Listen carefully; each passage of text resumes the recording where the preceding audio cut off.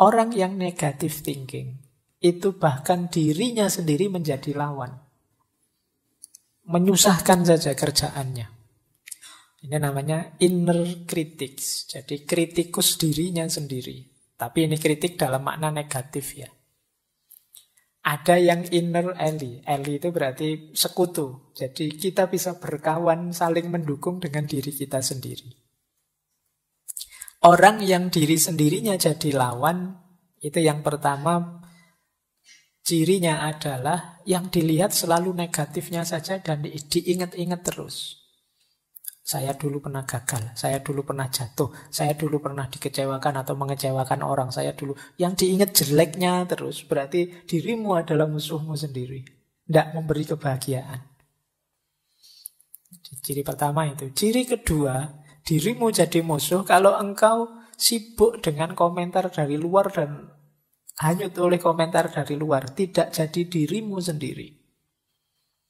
Kamu jadi orang kayak orang bingung, wah kamu cakep loh kalau pakai baju warna putih, besok pakai putih lagi. Nanti temennya yang satu bilang, oh enggak, kalau kamu itu lebih cakep kalau mau pakai baju warna hitam. Besok beli baju warna hitam dipakai lagi. Capek kamu kalau mendengarkan komentar dari luar. Loh kalau dirimu tipe begitu berarti dirimu lawanmu sendiri. Jadi disibukkan oleh komentar pandangannya orang dari luar. Kamu posting apa terus yang jempoli kok sedikit. Sementara posting yang jenis ini yang jempoli banyak. Terus kamu pingin niru. Ternyata masih kalah dengan jenis ini. Kamu niru yang terus kamu tidak punya identitas. Yang lihat channelmu bingung. Ini channel apa tuh ya? Isinya ada nyanyinya, ada horornya, ada kamu ngikuti tren ngalor ngidul kiri kanan sesuai yang sedang in. Akhirnya malah ruwet. Kamu mendengarkan usul tidak punya jati diri. Nah itu berarti apa? Lawanmu adalah dirimu sendiri. Bersama Dr. Fahrudin Faiz mengenal inner critic, fenomena di mana pikiran negatif kita dapat menjadi lawan terbesar dalam hidup kita. Bagaimana caranya menjadi inner critic sebagai sekutu yang mendukung? Mari kita temukan jawabannya bersama-sama dalam video ngaji filsafat ini. Dalam dunia yang penuh dengan komentar dan pandangan dari luar, terkadang kita tanpa sadar menjadi sibuk mempertimbangkan opini orang lain daripada fokus pada diri kita sendiri. Bersama Dr. Fahrudin Faiz, kita akan membahas ciri-ciri bahwa inner critic kita mungkin telah berubah menjadi musuh dalam hidup kita. Apakah kita terus-terusan terpaku pada sisi negatif dari setiap peristiwa? Atau malah kehilangan identitas karena terlalu memperhatikan komentar dari luar? Mari kita telusuri bersama cara menghadapi inner critic dan membawa kehidupan menuju arah yang lebih positif. Sebelum memulai, mari kita baca basmalah. Simak sampai selesai agar bermanfaat untuk hidup kita.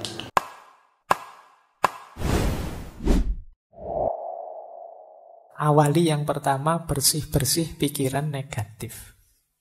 Pokoknya mikirnya jelek-jelek terus. Pikiran negatif itu pikiran apapun yang terkait dengan kondisi emosi kita yang destruktif atau tidak menyenangkan. Mungkin berhubungan dengan kemarahan, kecemasan, depresi, pesimis. Pokoknya melihat apa-apa serba negatif. Jadi pikiran negatif itu lihat sisi buramnya sesuatu. Ini pikiran negatif. Lihat minuman gini aja, wah jangan-jangan ini diracun sama anak-anak ini. Saya, jangan-jangan ada yang benci saya, ada yang... Ini pikiran negatif. Jadi, mau melakukan apa saja yang diambil sisi buruknya. Ini hati-hati karena kalau kita sudah habit pikiran negatif itu, yo apa saja kita persepsi sebagai negatif. Jangankan yang memang negatif, yang positif pun dilihat sisi negatifnya.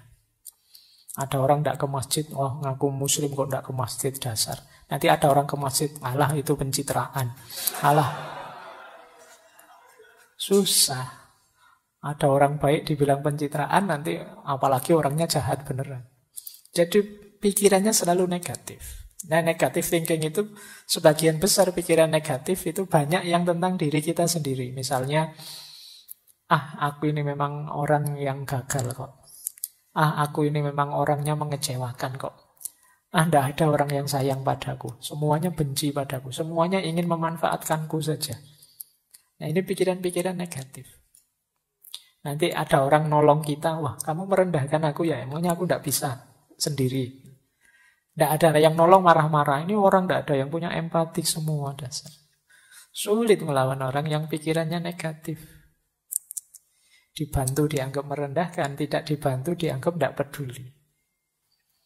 Nah, ayo kita latihan. Banyak di sekeliling kita orang-orang yang berpikiran negatif.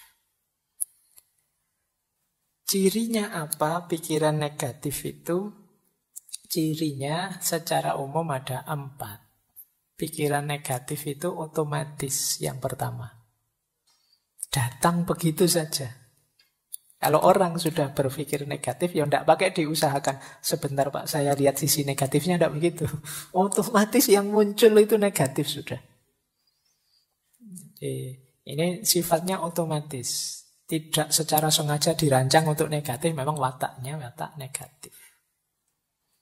Jadi kalian mungkin ada yang sering berpikiran negatif, sadarilah bahwa itu munculnya sering otomatis saja.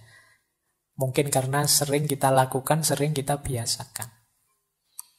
Yang kedua, pikiran negatif itu distorted, terdistorsi. Maksudnya terdistorsi itu kalau melihat sesuatu tidak utuh.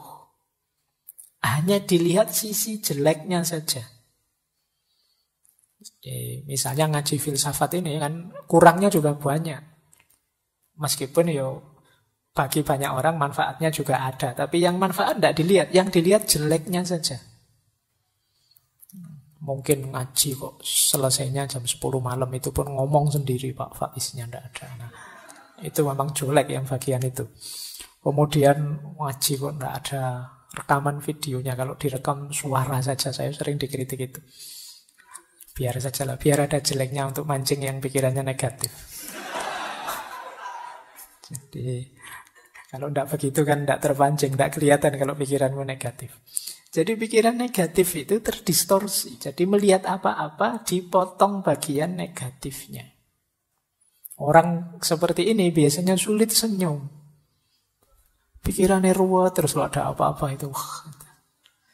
Jadi serba khawatir, serba cemas. Karena dia menggunakan kacamata buram terus, negatif terus. Yang ketiga, obstruktif. Obstruktif itu pikiran ini menghalangi kita untuk mencapai tujuan-tujuan tertentu. Karena pikiran negatif ini akhirnya kita kuliahnya tidak bisa maksimal. Mau kuliah ke kampus bawa motor, wah di kampus itu parkirannya kacau. Kalau motorku hilang gimana?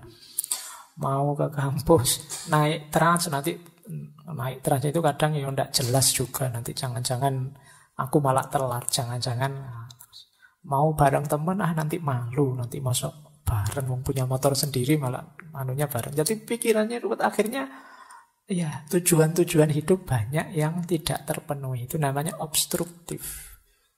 Menghalangi kita mewujudkan keinginan.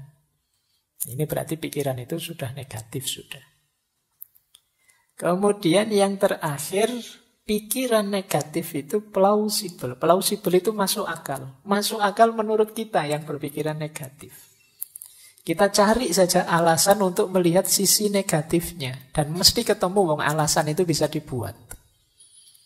Alasan itu kan hasil karya akal kita. Seperti saya bilang tadi, pikiran itu mau kita ajak kemana saja bisa. Wong yang salah itu ya kita bikinkan alasan biar benar saja bisa kok. Itu yang disebut plausible. Maka pikiran negatif juga begitu. Dia didukung oleh akal kita. Benar itu, kamu tidak usah ke kampus daripada motornya hilang. Paling dosennya ngomongnya juga gitu-gitu aja. Tidak ada menarik-menariknya misalnya. Mending di YouTube saja banyak, ngapain sih. Dan justifikasinya mesti ada. Mbok kamu sampai terancam DO pun dia bisa, alah kuliah itu kan tidak nomor 1. Masa depan tidak ditentukan oleh kuliah, sudahlah. Plausible. Yang buruk, yang negatif, yang jelek bisa kita carikan argumen biar tetap bagus. Ini ciri-ciri pikiran negatif. Jadi dia ini otomatis muncul, mendistorsi realitas, menghalangi keinginan-keinginan baik kita dan kita anggap masuk akal. Padahal itu ya sebenarnya ya negatif. Jadi ayo ya dicari kalau ada makhluk seperti ini dalam diri kita, ayo dibersihkan. Jadi kok tiba-tiba kita melihat negatifnya sesuatu, coba tanya, ini memang negatif saja atau ada positifnya sih? Oh, ada positifnya sih. Cuma tadi belum sempat saya baca, tapi menurut saya yang negatif juga perlu diperhatikan. Nah, kalau ini sudah mending, sudah melihat sesuatu lebih luas. Tidak sekedar melihat negatifnya saja. Baik. Nah, sekarang kita pelajari akar-akarnya ya. Agak banyak ini, yang biasanya jadi sumber pikiran negatif. Saya ngasih contoh kuliah-kuliah saja ya. Saya khawatir kalau ngasih contoh yang dunia yang berbeda. Saya dunianya ya di kampus. Yang pertama, sumber pikiran negatif itu bisa jadi dari penyaringan kita. Jadi kita mengabaikan yang positif, kita saring, kita ambil yang negatif saja. Nah, ini namanya menyaring. Kayak kuliah, misalnya ada mata kuliah yang kita lulus dengan nilai C+. Sementara kita ingin nilai A. Terus hanya karena itu terus mikir, berarti saya itu bukan mahasiswa yang hebat. Nah, sudah merasa negatif. Padahal mungkin hanya mata kuliah itu yang nilainya C. Tapi kita tidak melihat mata kuliah yang lain yang nilainya A. Pokoknya hanya gara-gara itu. Jadi kita saring, kita ambil yang jeleknya saja. Ini akar pikiran negatif. Orang seperti ini biasanya juga sulit mengapresiasi keberhasilan orang lain. Ada orang prestasinya 10, ada satu yang buruk, ya satu yang buruk ini yang dikejar-kejar. Ini berarti cara berpikir penyaringan. Menyaringnya diambil yang jelek-jelek saja. Ini akar yang pertama. Akar yang kedua, lahirnya pikiran negatif itu karena cara berpikir hitam putih. Kalau tidak A ya B. Jadi hidup ini ya kalau nggak gagal ya sukses. Nggak pernah kita pikir loh, ada loh orang itu nggak sukses-sukses amat. Mungkin bisa kita sebut dia setengah sukses. Yang kamu nggak gagal banget ya setengah gagal atau seperempat gagal lah misalnya. Kan apa nggak bisa begitu. Kita selalu inginnya langsung, kalau nggak baik ya mesti buruk. Loh, orang itu kadang-kadang ada yang abu-abu juga. Entah baik, entah buruk kita juga tidak tahu fullnya gimana. Tapi ya ada baiknya, tapi juga ya tidak sepenuhnya baik lah, manusia aja kok. Nah kita sulit berpikir gini, kita mikirnya selalu hitam putih. Kamu anak soleh apa anak mursal misalnya, itu kok hanya dua itu. Wong alternatifnya bisa banyak. Jadi kamu boleh kok bilang, Pak, saya itu anak seperempat soleh, Pak. Jadi yang 3/4-nya masih agak mursal, tapi ya lumayan lah ada seperempatnya. Ini kan bisa saja orang begitu. Saya itu ya kalau sholat, puasa, yang wajib-wajib ya rajin Pak. Tapi ya bohong juga masih sering. Nah, ini kan tidak bisa pure putih, tidak bisa pure hitam. Tapi orang yang berpikirnya serba hitam putih itu sering terjebak ini. Karena dia tendensinya negatif ya terus. Kalau tidak putih pasti hitam. Nah, kalau tidak A pasti B. Ini membuat orang kemudian pikirannya jadi negatif. Baik, yang ketiga generalisasi berlebihan. Hanya karena melihat temannya yang satu ini datang kuliah telat, langsung dijudge, dasar kamu mahasiswa males. Padahal itu ya baru saat itu saja telat, tapi dari hanya sekali itu kita simpulkan untuk semuanya. Ini namanya generalisasi berlebihan. Kadang juga untuk dirinya sendiri. Aku ini memang orang yang tidak jelas misalnya. Dia ngomong apa ide. Padahal mungkin hanya dari satu fakta. Hanya sekedar lupa naruh kunci misalnya. Itu dirinya sendiri dimaki-maki. Dasar bodoh, dasar orang pelupa. Ini namanya over generalisasi. Apa ya sih hanya karena itu saja kok. Besok lupa lagi kunci. Wah tambah kamu marahi lagi. Wah sekarang sudah benar memang aku ini orangnya pelupa padahal belum tua. Masih muda kok sudah pikun, aku ini kok dimarah-marahi sendiri dirinya. Ini jenis negative thinking. Jadi mikirmu serba negatif. Kalau yang positif kan tidak sudah saat itu. Oh, kuncinya ketinggalan. Biasa manusia itu tempatnya salah dan lupa. Besok ketinggalan lagi. Biasa manusia itu salah dan lupa. Jadi argumennya sama, cuma intonasinya yang agak berbeda. Nanti hari ketiga ketinggalan lagi. Biasa masih. Atau abot wisan. Jadi biar positif, jadi tidak negatif thinking. Baik, jadi ini akar, 3 akar yang pertama ya. Menyaring yang negatif saja. Berpikirnya hitam putih. Atau mengeneralisasi berlebihan. Hati-hati, gaya berpikir ini sering menjebak kita pada cara berpikir negatif. Hanya dari satu fakta kita anggap keseluruhannya begitu. Hanya lihat satu fakta kita berpikirnya hitam putih. Kalau tidak A ya mesti B. Kalau anak ini nilainya tidak bagus ya pasti dia anak bodoh ini mesti. Padahal mungkin saja semester itu pas nilainya jelek ada peristiwa-peristiwa luar biasa yang dia tidak bisa nilainya bagus. Atau disaring, dipilih yang jeleknya saja. Terus akar pikiran negatif bisa juga karena terburu-buru menyimpulkan.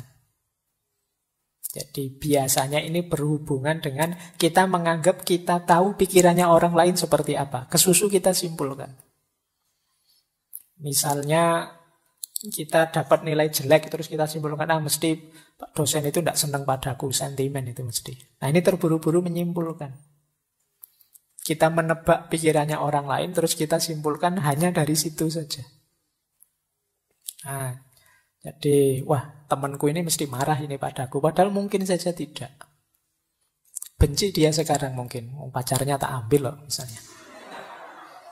Padahal mungkin juga tidak, tapi kan kamu kesusu menyimpulkan begitu. Siapa tahu dia malah terima kasih pada kita. Ya kan bisa saja begitu. Terima kasih ya kamu. Saya sejak lama ingin melepas kok tidak teko malah kamu ambil. Kan bisa saja begitu. Jangan kesusu disimpulkan. Sebelum kamu memang jelas faktanya. Biasanya kalau mengira-ira seperti ini memang cenderung negatif.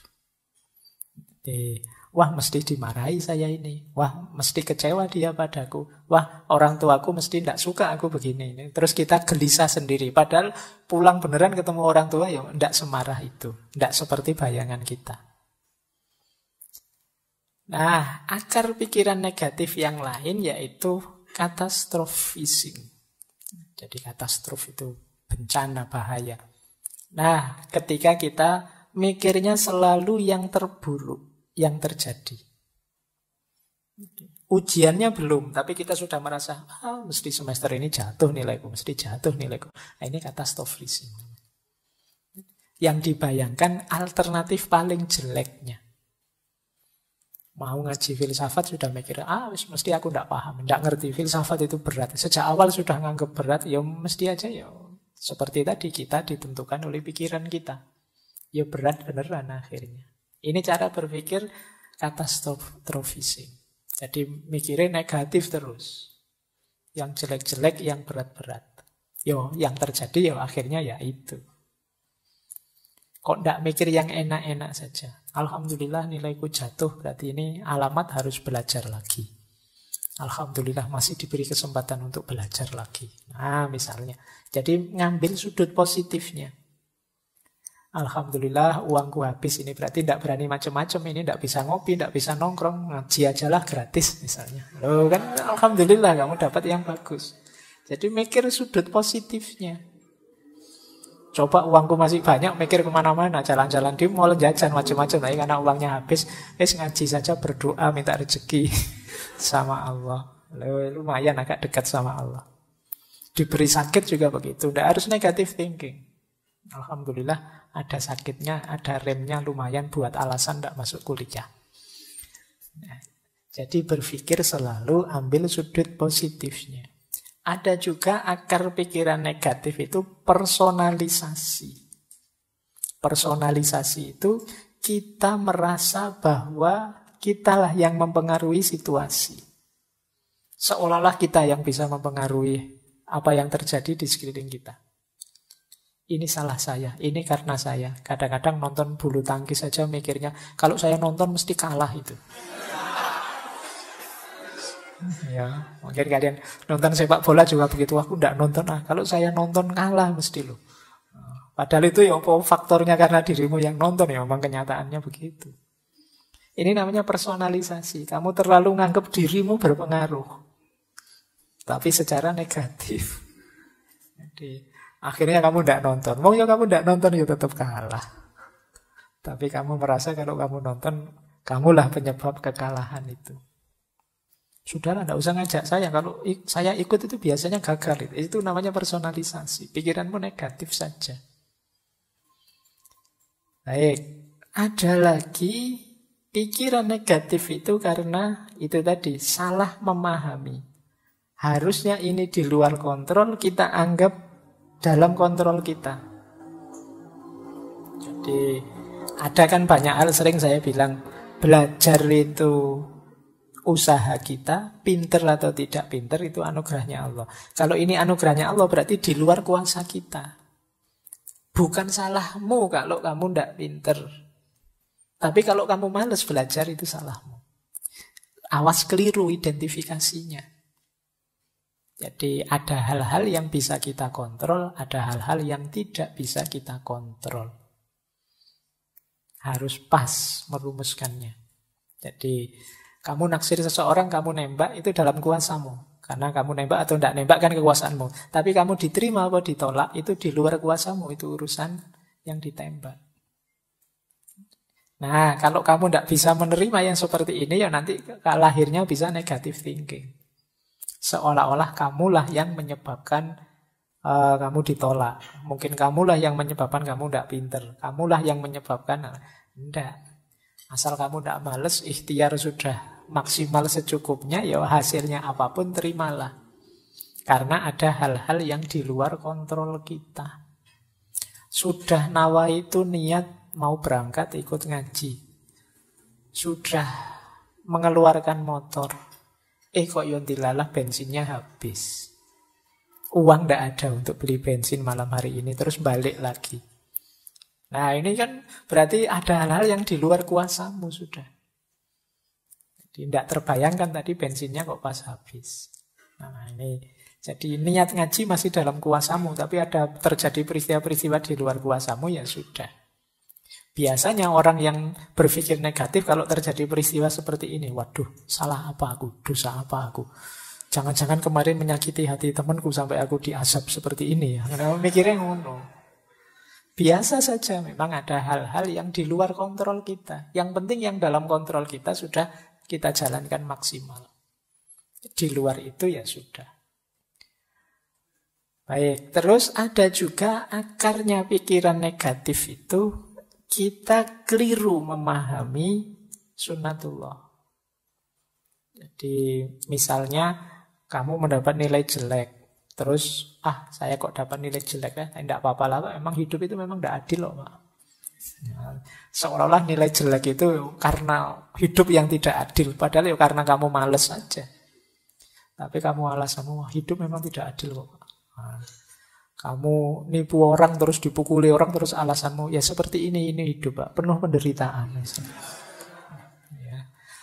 Kamu mengkhianati pacarmu terus diputus, alasanmu, wah ya memang begitulah cinta, penderitaannya tiada akhir. Oh itu ya polahmu dewe, sekarang sampai putus, sekarang kamu nangis-nangis.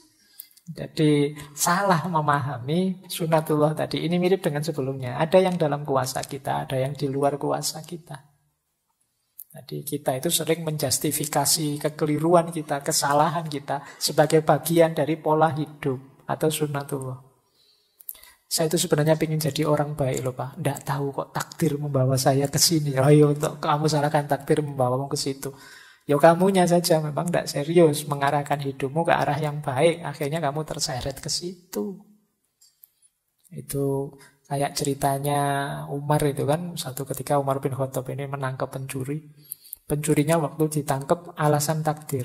Loh, saya maling ini kan dan berhasil maling, itu kan berarti memang takdirnya Allah. Kalau Allah tidak mengizinkan saya maling, apa bisa saya maling? Wah, alasannya mantap itu.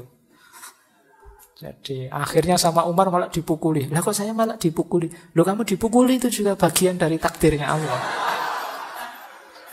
Jadi kamu pakai alasan takdir untuk menjustifikasi kesalahanmu. Baik, terus ada lagi pikiran negatif yang lahir dari orang yang selalu menyalahkan, mencari kambing hitam. Nah kalau tadi kan yang ditembak dirinya sendiri, kalau ini nembak keluar, menyalahkan. Wah ini hujan terus ini, gara-gara kamu sih.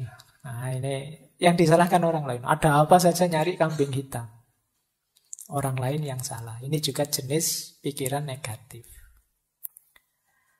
Oke, saya lanjutkan biar nanti nyampe. Ada lagi pikiran negatif itu karena emosi. Jadi emosi yang berlebihan. Menganggap yang kita rasakan itulah nanti yang sebenarnya. Padahal kadang-kadang perasaan kita dengan kenyataannya kadang ya tidak benar. Kadang-kadang kita itu agak sentimental, agak dramatis, agak apalah. Kita sering agak-agak begitu. Tapi ini kita anggap yang sebenarnya. Jadi wah, saya ini orangnya mudah kalah, Pak. Saya itu sejak dulu saya membaca hidup saya itu selalu gagal. Nah, ini emosional. Nah, padahal itu cuma perasaanmu, tapi akhirnya kamu bawa dalam hidupmu yang sebenarnya bahwa kamu itu orang yang gagal.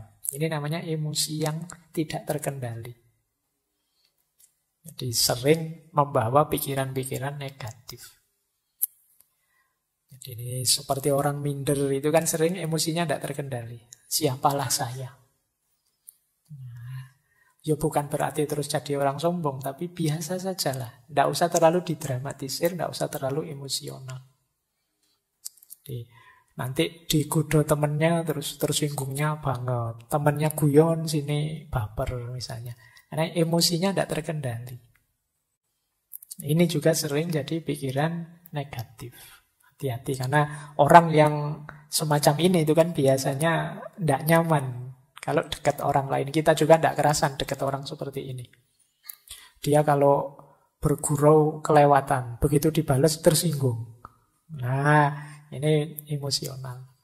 Hati-hati, ayo kita bentuk diri yang positif, tidak yang negatif. Terus ada lagi salah paham tentang perubahan. Tapi ini digantungkan pada orang lain. Ini mirip seperti kambing hitam tadi. Kalau kamu jujur sejak awal, aku tidak akan begini. Nah, ini salah paham tentang perubahan. Padahal mungkin yang harus dirubah dirimu, bukan dirinya. Tapi kamu merasa harus orang lain yang berubah. Biar aku jadi lebih baik, biar aku hidupku nyaman, enak. Ini juga akar pikiran negatif. Jadi selalu coba ketua kelasnya bukan kamu. Wah, kelas kita ini mesti lebih sukses semuanya. Nah ini dilempar ke orang lain yang disuruh berubah. Bukan dia yang berubah. Padahal mungkin kamu juga harus berubah. Jangan hanya nyuruh orang saja. Jangan hanya ngeritik orang saja. Kamu juga harus berubah. Tapi biasanya di tipe pikiran negatif ini orang hanya melihat menuntut orang lain untuk berubah. Bukan dirinya sendiri. Yang selanjutnya, akar pikiran negatif itu memberi label buruk pada diri sendiri maupun orang lain. Jadi kalau dalam Islam kan dilarang memberi alqab. Wala tanabazu bil alqab. Ini negatif. Jadi memberi label-label, kalau kayak di medsos itu kan sampai hari ini kan masih rame itu. Oh dasar apa gitu kan, itu kan memberi label buruk. Ini negatif secara psikologi, juga negatif menurut agama. Ayolah ngasih label yang baik-baik saja. Jangan ngasih label yang buruk-buruk. Kalau di kita kan sering namanya bagus, tapi panggilannya ganti. Kalau ada yang punya panggilan jelek ya diganti panggilan yang baik saja. Kalau sulit manggil baik-baik ya panggil sayang aja semuanya. Biar tidak pakai nama-nama yang jelek. Jadi yuk ngasih label yang enak.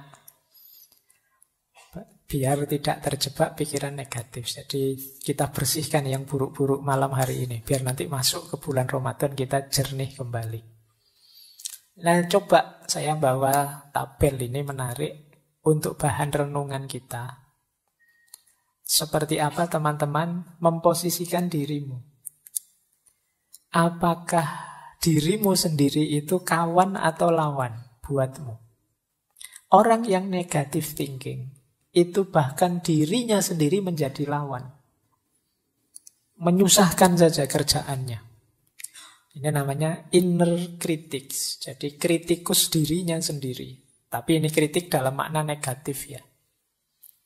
Ada yang inner ally. Ally itu berarti sekutu. Jadi kita bisa berkawan, saling mendukung dengan diri kita sendiri.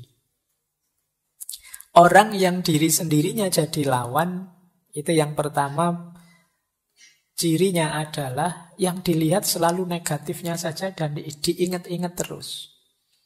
Saya dulu pernah gagal, saya dulu pernah jatuh, saya dulu pernah dikecewakan atau mengecewakan orang, saya dulu. Yang diingat jeleknya terus, berarti dirimu adalah musuhmu sendiri. Tidak memberi kebahagiaan. Ciri pertama itu. Ciri kedua, dirimu jadi musuh kalau engkau sibuk dengan komentar dari luar dan hanyut oleh komentar dari luar, tidak jadi dirimu sendiri. Kamu jadi orang kayak orang bingung, wah kamu cakep loh kalau pakai baju warna putih, besok pakai putih lagi. Nanti temennya yang satu bilang, oh enggak, kalau kamu itu lebih cakep kalau mau pakai baju warna hitam. Besok beli baju warna hitam dipakai lagi. Capek kamu kalau mendengarkan komentar dari luar. Loh kalau dirimu tipe begitu berarti dirimu lawanmu sendiri. Jadi disibukkan oleh komentar pandangannya orang dari luar. Kamu posting apa terus yang jempoli kok sedikit. Sementara posting yang jenis ini yang jempoli banyak. Terus kamu pingin niru. Ternyata masih kalah dengan jenis ini. Kamu niru yang terus kamu tidak punya identitas. Yang lihat channelmu bingung. Ini channel apa tuh ya? Isinya ada nyanyinya, ada horornya, ada kamu ngikuti tren ngalor ngidul kiri kanan sesuai yang sedang in. Akhirnya malah ruwet. Kamu mendengarkan usul tidak punya jati diri. Nah itu berarti apa? Lawanmu adalah dirimu sendiri. Ada lagi inner critic itu dirimu selalu berprasangka buruk dan tidak punya tujuan. Jadi selalu lihat jeleknya saja. Itu kan seperti tadi. Itu berarti musuhnya dirimu sendiri. Kalahkan dirimu yang hanya lihat jeleknya saja. Segala sesuatu. Kalau sudah terlatih lihat jeleknya, nanti kamu tepis. Kalau dia komentar, jangan pakai baju itu, lucu. Tidak apa-apa, saya ingin pakai baju ini aja. Kenapa sih? Coba dilawan dirimu. Kadang-kadang perlu dicerasi sedikit begitu. Biar tidak manja dengan persepsi-persepsi negatifnya. Kemudian diri yang selalu mengkritik itu biasanya diri yang jadi sumber kegalauan.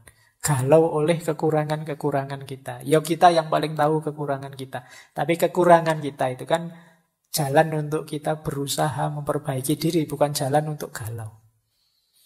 Tapi diri yang serba negatif tadi tiap hari menyusahkan kita dengan kegalauannya.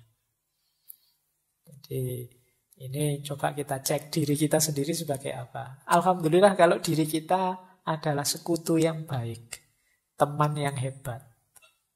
Ini kebalikannya yang negatif tadi. Kalau ini positif. Teman yang hebat itu fokus pada semua pengalaman, tidak dipilih-pilih. Pengalaman baik, pengalaman buruk diterima. Kemudian yang baik diingat-ingat, diambil yang bagus-bagus, kemudian yang buruk diambil pelajaran, harusnya bagaimana untuk meningkatkan diri. Ini berarti diri kita jadi teman yang baik. Tidak sekedar ngeritik, ya memang ada jeleknya kita terima, tapi untuk dijadikan pelajaran ke depan, biar kita tambah baik. Nah, kalau tentang komentar orang, ya semua komentar silahkan masuk, tapi aku nanti yang menentukan mana relevan, mana tidak relevan. Mana cocok, mana tidak cocok. Terima kasih usulnya, tapi saya punya persepsi sendiri. Nah, ini berarti jiwa kita teman yang enak. Jadi tidak sekedar membawa kita diombang-ambing komentar-komentar, pandangan-pandangan dari luar. Kadang-kadang Jiwa kita menguatkan kita sendiri, yakinlah bahwa ini baik. Lanjut saja, tidak usah terlalu mendengar orang lain. Nah, ini dia sekutu yang baik. Kemudian inner ally juga percaya diri, tidak minder. Jadi orang percaya diri itu ya tidak mudah dipengaruhi. Jelas tujuan dan sadar proses. Apa-apa ya perlu proses. Untuk mencapai tujuan perlu proses-proses. Kalau inner ally membanggakan kelebihan. Jadi kalau tadi yang inner kritik itu kan galau oleh kelemahan. Kalau ini melihat positifnya diri. Iya sih nilaiku jelek tapi alhamdulillah aku masih semangat. Nah, lihat positifnya. Iya sih sampai usia sekian aku masih jomblo tapi tidak apa-apa, aku jomblo yang bahagia kok. Nah itu, jadi lihat sisi diri yang positifnya. Oh, kalau yang inner kritik tadi ada masalah sedikit dia pontang-panting galau. Gelap duniaku, aku harus bagaimana lagi? Siapa yang peduli padaku? Wah, pokoknya kalimat-kalimatnya ya, kayak lagu semua akhirnya. Nah itu tipe inner kritik. Nah, ayo kita bentuk diri kita berkawan dengan kita, inner ally. Jangan sampai kita musuhan dengan diri kita sendiri. Jadikan sisi dalam diri kita itu pendukung yang kuat. Dia yang paling ngerti sebenarnya tentang kita.